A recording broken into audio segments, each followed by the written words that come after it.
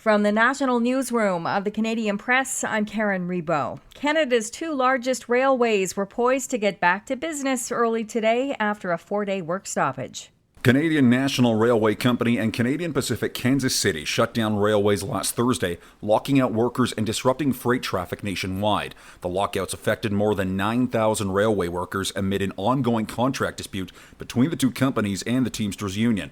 The work stoppage ended just after the clock struck midnight Monday, based on a decision issued on Saturday by the Canada Industrial Relations Board, which ordered both companies and their workers to resume operations ahead of binding arbitration. The Teamsters Union president has vowed to appeal that ruling in court. David Bowles, The Canadian Press. CPKC said it anticipates several weeks for the railway network to recover. It expects supply chains will need even more time to stabilize. Matthew Holmes, who heads up policy and government relations at the Canadian Chamber of Commerce, agrees it will take a while for things to get moving. He says, quote, "This isn't like a model train set down in the basement that you just flick a switch and it starts running again." The Moody's credit rating agency warned that the idled rails may have cost the Canadian economy $341 million per day. The federal cabinet retreat opens its first full day of meetings this morning in Halifax, with housing and immigration to take center stage. The annual end-of-summer cabinet gathering is intended to set the agenda for the fall sitting of Parliament. That begins 3 weeks from today. Housing Minister Sean Fraser says this gives the cabinet a chance to connect with Nova Scotians and hear about the region's needs. The best education in politics that I've received is from people who live in my community. When you stop in at a Tim Hortons, when you visit a local small business, when you talk to somebody who's been running a nonprofit, people know what they need. And if you're willing to listen, they're going to tell you. Prime Minister Justin Trudeau is scheduled to take questions from the media this morning. Russia has unleashed a massive drone and missile barrage throughout Ukraine that appear to target energy infrastructure today. At least 3 people were reported killed. Explosions were heard in the capital, Kyiv. Polish and NATO air defenses were even activated in eastern Poland, which borders Ukraine.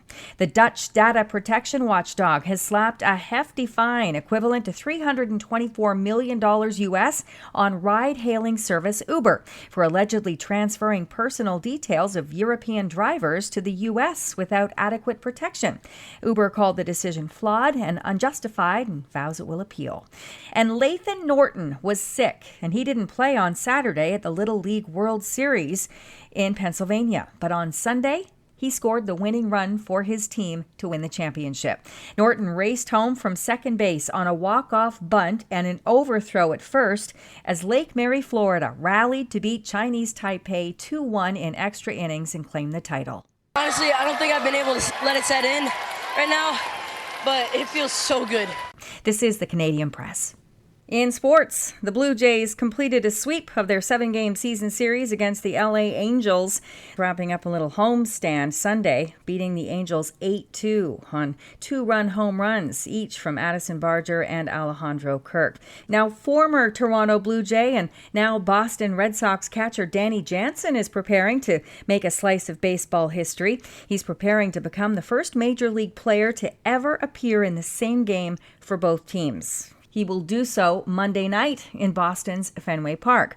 Jansen was in the lineup for the Blue Jays when their June 26th game in Boston was suspended because of rain. It was scheduled to be made up tonight when the Blue Jays are in Boston. But since that June 26th game, Jansen was traded to the Boston Red Sox. The Montreal Alouettes have a 10-1 record in the CFL so far. This after beating the Edmonton Elks 21-17 Sunday. From the Canadian Press, I'm Karen Rebo. Thanks for listening. Don't forget to follow and subscribe. For more of today's top stories, visit thecanadianpressnews.ca.